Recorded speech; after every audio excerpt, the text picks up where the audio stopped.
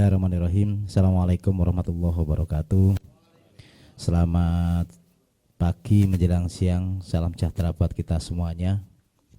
Om Swastiastu, Namo Buddhaya, salam kebajikan. Rahayu, rahayu, rahayu.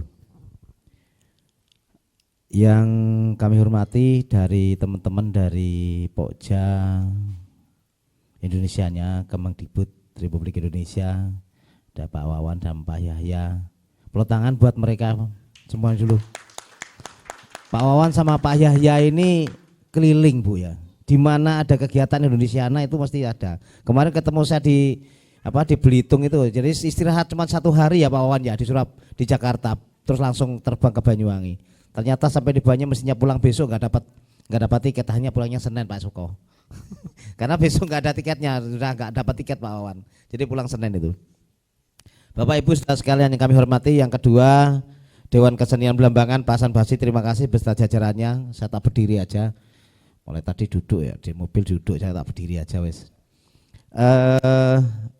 Matur nuwun dengan beberapa pertimbangan dan semua kebijakan-kebijakan pemerintah selalu dipertimbangkan oleh Dewan Kesenian Belambangan. Yang kedua, yang selanjutnya terima kasih para budayawan, ada Pak Ekanu, yang ada Pak Sarpin ya, yang di sini budayawan yang selalu setia mendampingi daripada dinas di dalam rangka memberikan pertimbangan untuk kelestarian daripada budaya. Profesor Novi matur nuwun Bu, beliau ini selalu yang awal gandrung ya, mulai dari bagaimana itu gandrung sampai menjadi sampai jarik-jariknya gandrung ya, itu diteliti oleh Bu Novi ini. Terima kasih Bu Novi, kepeluk tangan Bu Novi. Mulai dari Jember sampai sekarang di Jakarta beliaunya ini masih tetap gandrung yang diulut-ulut, enggak tahu habis itu apa omproknya. Kemarin menganalisa jariknya, sarungnya. Nanti omproknya mungkin diteliti sama Bu Novi. Kok omproknya bisa begitu ya gandrung itu? Mungkin bisa gitu mungkin. Terima kasih Bu Novi. Mbok Temu yang selalu juga setia, dan yang lain ada penerus-penerusnya, kemudian juga para pepaju yang hadir pada saat ini. Jadi berbicara tentang kesenian bahwa apa yang disampaikan Pak Wawan tadi itu adalah program daripada Indonesiana. Dan alhamdulillah ya, di Banyuwangi ini arahan daripada Kemendikbud dan semua pariwisata, Kementerian Pariwisata juga kami melaksanakan dengan apa yang bisa kami lakukan, ya kan. Sebelumnya itu ya perlu dikatakan Pak Wawan izin, kebetulan saya dulu di Kebit Kebudayaan Pak, sebelum dari sekretariat jadi kepala bidang kebudayaan. Sebelum ada perintah penyusunan PPKD, kami sudah hanya bikin PPKD Pak, tapi namanya tidak PPKD, pokoknya kami buat arahan seperti itu aja. Ketika ada perintah dari Kementerian Kebudayaan itu untuk menyerahkan PPKD, kami serahkan itu, cuma kami ganti sampulnya, saya serahkan ke Bapeda, kemudian diserahkan ke Kemendikbud. Ternyata ya itu yang dinamakan PPKD. Makanya Banyuwangi pertama masuk PPKD di Kemendikbud. Kepeluk tangan untuk Banyuwangi. Ini dari contoh waktu zamannya Pak Anas itu. Saya menyusun, Pak Haji Fauji, Bayu sama Cak Gatot waktu itu. Jadi pertama masuk PPKD ke Kemendikbud itu Banyuwangi. Makanya terus Banyuwangi yang jadi ini. Nah, upaya-upaya kami di dalam rangka melestarikan kebudayaan di Banyuwangi ini, termasuk di dalamnya adalah gandrung, bukan hanya gandrung, banyak kesenian-kesenian yang lain. Nanti akan saya paparkan di sini. Ini dalam rangka apa sih sebenarnya? Dasar yang pertama, kebudayaan itu tidak bisa hanya sekedar diucapkan, tetapi harus ada di dalam diri kita, harus ada di dalam naruh kita, ya kan? Katanya Kang Jaini dulu pada saat masih dinas, seni itu tidak bisa ditolak, tapi rasa yang dihasilkan. Itu Kang Jaini ya, peluk tangan Kang Jaini ini.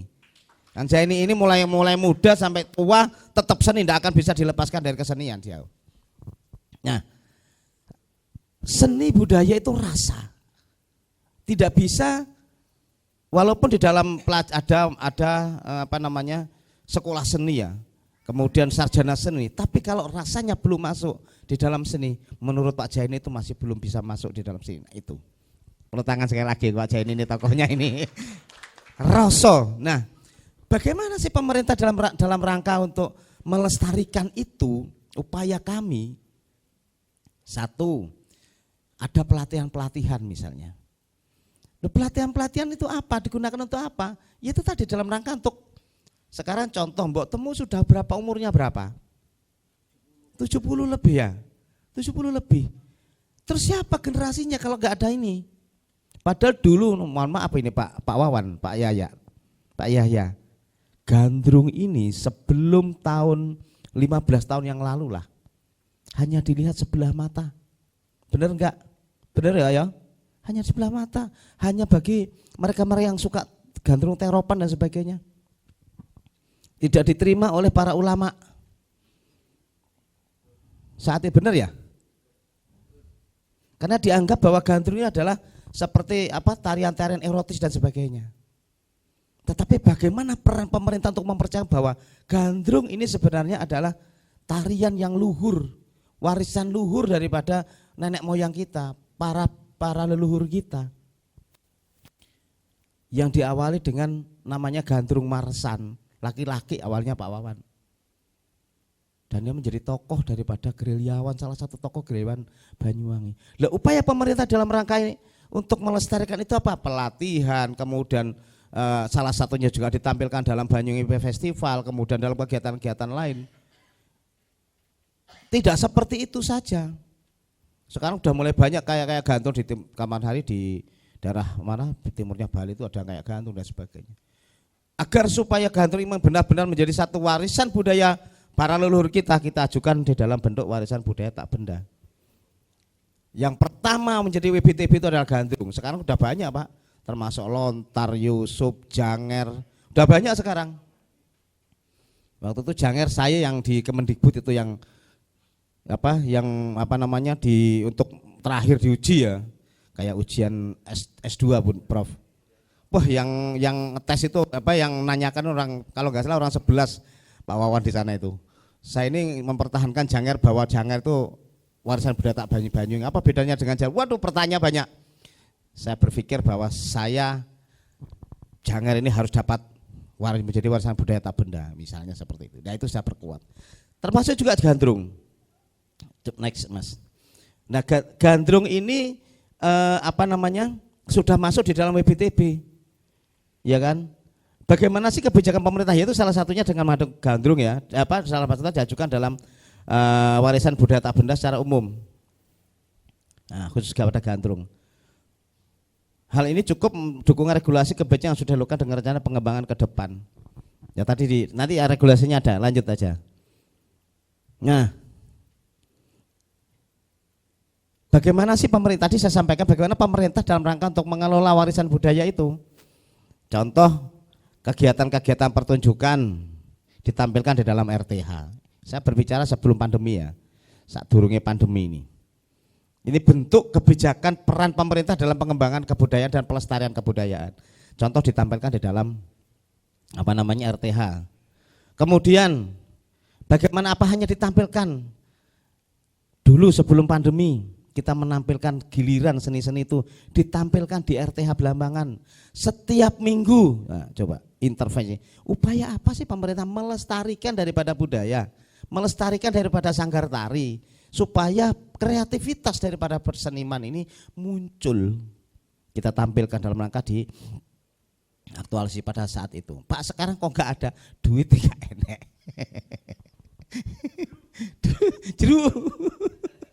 Dulu setiap minggu Pak, betul.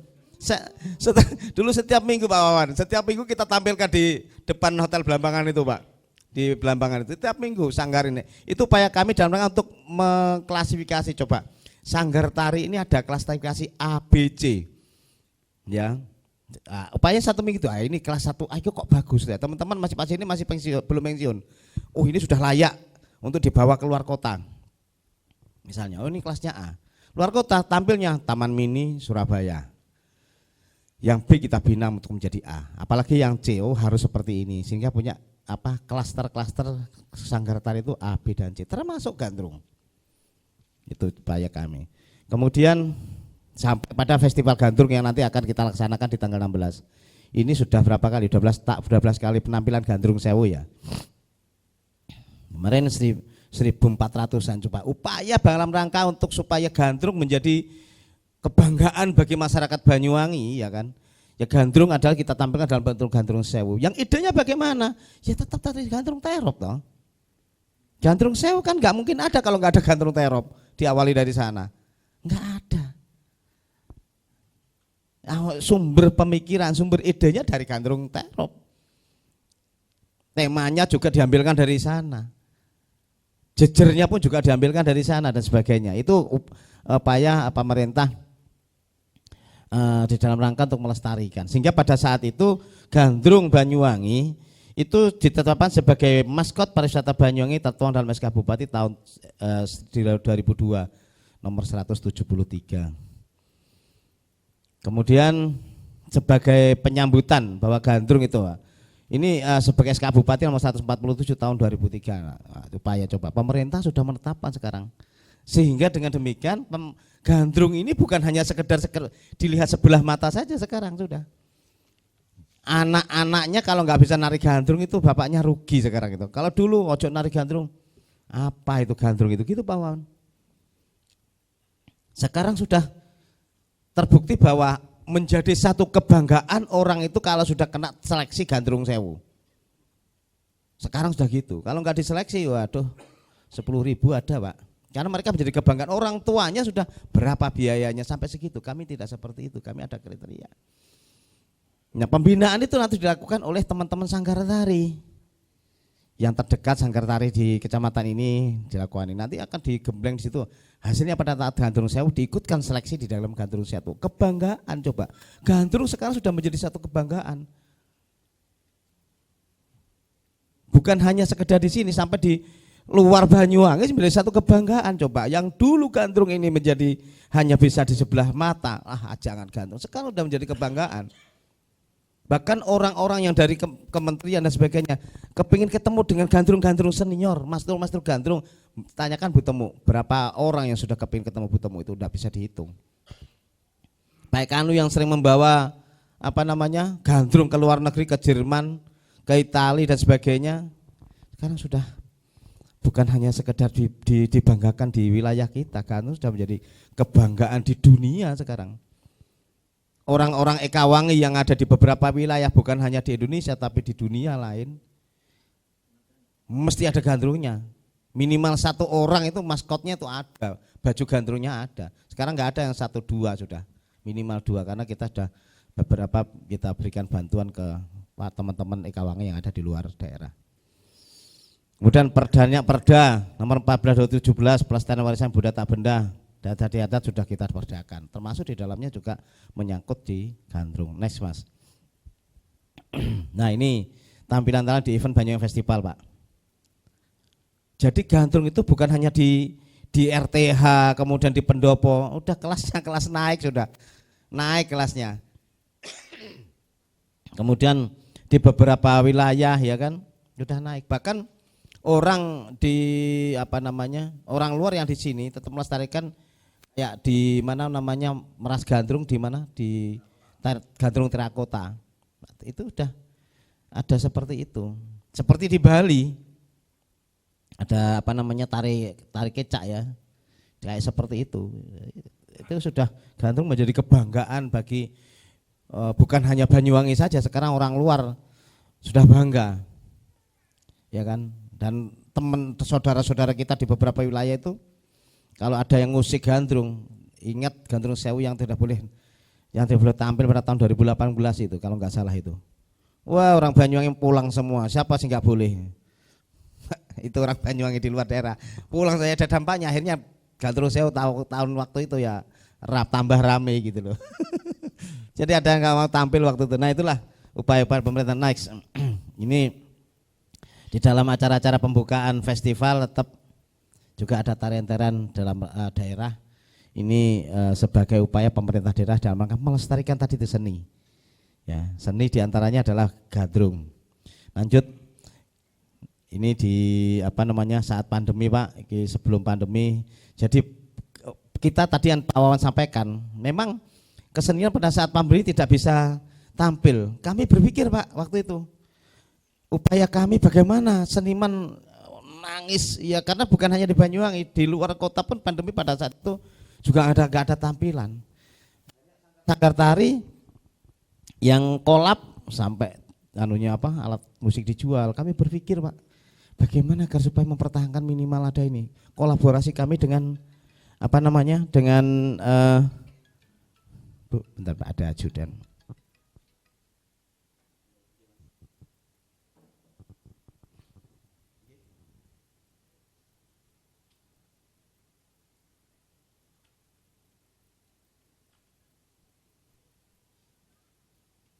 VIP Mas, VIP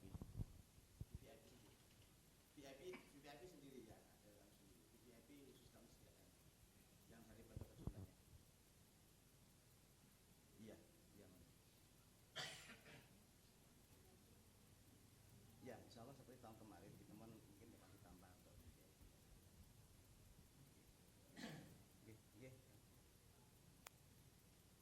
yang mana?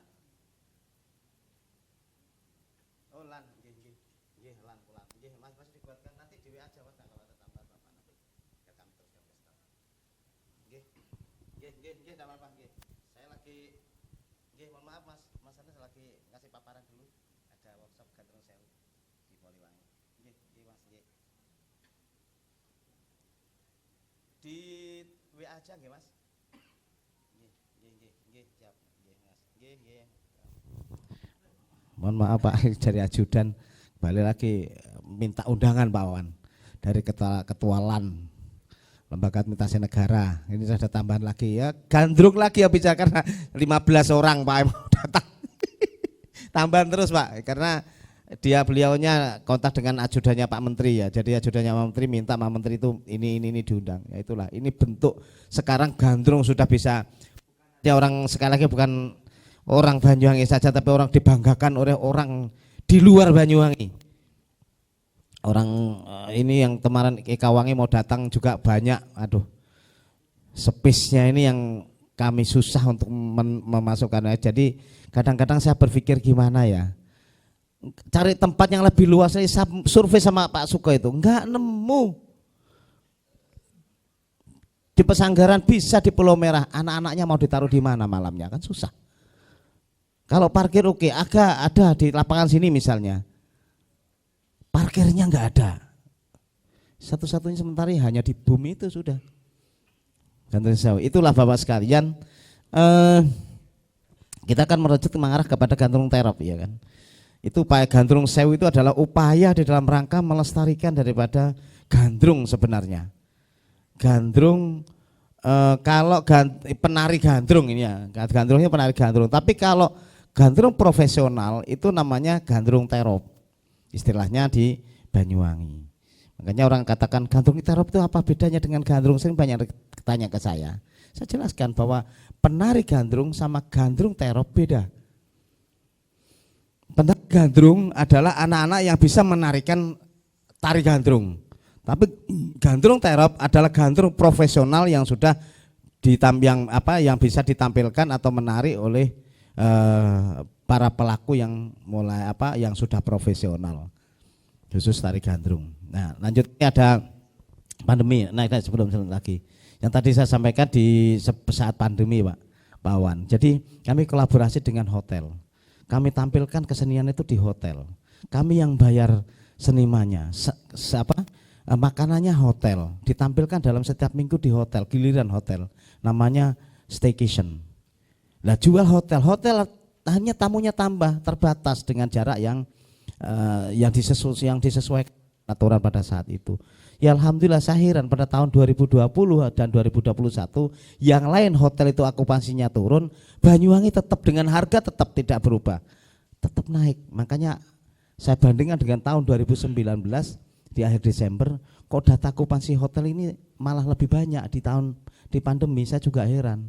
Salah satu cara kami adalah itu tadi. Jadi kami berangkat dari sebuah masalah Pak Wawan. Gimana caranya? Kami punya anggaran untuk kesenian. Ditampilkan di luar tidak boleh. Ya ditampilkan di hotel-hotel dengan tertutup, dengan aturan yang disesuaikan. Seniman dapat hasil, kemudian hotel pun juga dapat tamu. Nah ini sehingga upaya pada saat pandemi dengan terbatas seperti itu juga gandrung. Nah next. Nah ini dukungan APBD sudah dilengkapi ya, tepat aktualisasi tadi sebagai APBD untuk pelestarian dari. Nah, lanjut aja. Nah ini Gandrung Sewu Pak, yang tahun-tahun sebelumnya sampai 1.400 ya kan, yang tahun ini mungkin sekitar 1.200 pelakunya. Lanjut. Nah ini regulasi surat keputusan Bupati dalam bentuk dan peraturan daerah penetapan Gandrung sebagai maskot Banyuwangi dan penetapan tari jejer Gandrung sebagai tarian selamat datang atau pembuka di Kabupaten Banyuwangi. Sudah ada Perbub dan SK Bupati. Next saja. Itu salinan Bupati tentang pelestarian warisan budaya adat istiadat Perda ya, Perda 14 ya. Yang tadi sampaikan Perda 14 tahun 2017. Masih ada zamannya Pak Punjul ini. Lanjut. Nah ini upaya pemerintah baju adat ya, sudah di pustaka ini. Lanjut aja. Nah ini warisan budaya tak benda yang tadi di awal tadi, Gandrung pertama itu mulai 2013 itu sudah menjadi warisan budaya tak benda ya, mulai 2013, 2014 Tumpeng Sewu, Tari Seblang, Jejer Janger Banyuwangi, kemudian Mocoan Lontar Yusuf. Nah, next lanjut aja. Nah, bagaimana mencari penerus generasi penari Gandrung? Namun dengan adanya komitmen kebijakan pemerintah daerah dalam pelestarian budaya, Festival Gandrung Sewu ini menjadi satu kesatuan yang sekarang sudah masuk pada yang ke-12. Jadi upaya tadi yang di awal untuk sebagai penerus Gandrung dari mereka ini, kemarin melalui Bu Profesor Novi sudah mencari bagaimana penerusnya sebagai Gandrung Terop ya, ada namanya program Bu kemarin itu bukan yang pelatihan itu apa, bukan nyantrik ya, cara nyantrik. Nah, pelatihan sudah dilaksanakan tapi belum ini, ternyata dengan nyantrik ada hasilnya. Kemarin upaya kita upaya nyantrik Gandrung kemarin itu ada, jadi dapat 3 kalau salah Bu ya. Nah itu Mbak Temu, Mbak Mudayah apa itu yang sebagian. Lanjut. Nah ini saat kami ngawal di Istana Merdeka Pak. Gandrung ini sudah pernah ditampilkan 2 kali di Istana Merdeka. Yang pertama di acara Sumpah Pemuda tahun piro Pak, Sumpah Pemuda itu 2016 dan 17 Agustus di tahun 2018 kalau enggak salah. Ya, itu yang lebih banyak itu. Membawa bis 15 bis kalau enggak 20 bis kalau enggak salah itu waktu itu dari Banyuwangi. Gandrung ini sudah ditampilkan di Istana Merdeka. Nah, ini upaya kita dalam rangka bagaimana Gandrung membawa Gandrung, pemerintah membawa Gandrung ini ke kancah nasional dan kancah internasional. Lanjut. Ini ke Belgia Pak. Nah, ini juga ada tari Gandrungnya ini. Lanjut. Nah, buktinya sekarang bis-bis di luar negeri sudah ada brandingnya Gandrung Pak. Di Australia, di Belgia kenal Gandrung. Kalau sudah berbicara Gandrung nggak ada lagi di luar ini. Banyuwangi mesti, makanya band Gandrung mesti Banyuwangi. Gitu ya. Nah, lanjut sampai sudah selesai. Sampai namanya KKN Desa Penari salah satu, padahal syutingnya nggak di sini. Syutingnya itu ada di mana? Jawa Tengah ya, Jawa Tengah. Tapi di sana ada yang pakai baju Gandrung, pakai udeng, dianggap itu di Banyuwangi loh, sampai segitu loh. Ya ketok anu pisan wis, keterangkat pisan. Banyak orang yang di sini mencari di mana sih tempatnya KKN Desa Penari gitu, enggak di tempat padahal itu. Ya, akhirnya orang kan banyak ke sini. Wisata juga ke sini. Nah, itu untungnya. Di Belitung kemarin itu saya tanyakan, saya coba tanya, kalau enggak ada film Laskar Pelangi yang enggak ada ngangkat gitu Pak Wawan ya. Enggak ada ngangkat. Gara-gara Laskar Pelangi saya ke tempatnya sekolahnya si Andre ya, Andre Nanusa itu enggak dirawat.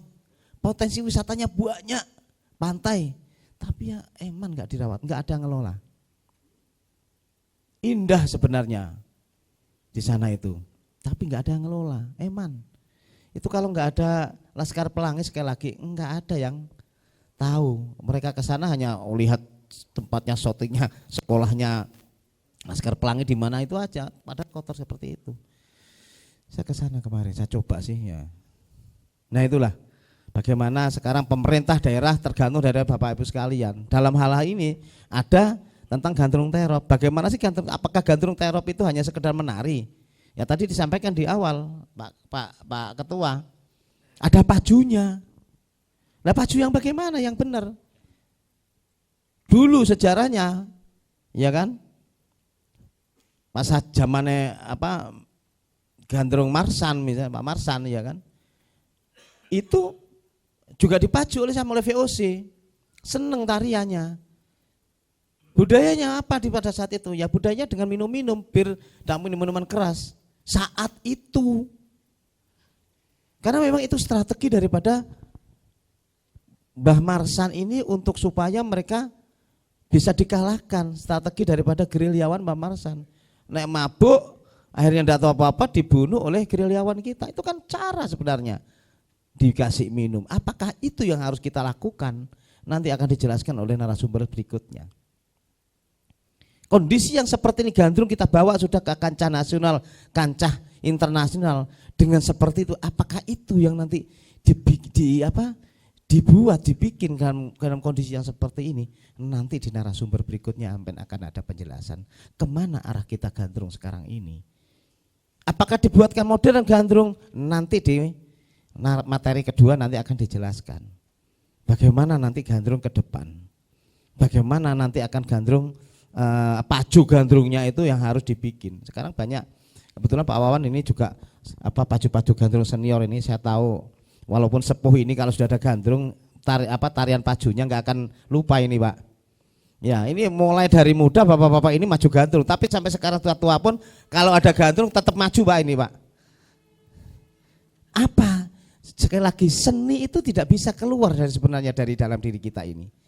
Iya kan? Tapi tinggal kita budaya, kalau Pak Ekanu menjelaskan, ingat saya selalu diskusi dengan Pak Ekanu. Tapi kalau budaya itu mengikuti perkembangan zaman, tapi kalau adat enggak bisa. Waktu, tempat, orang, ubur rampenya enggak bisa dirubah, ya itu adat.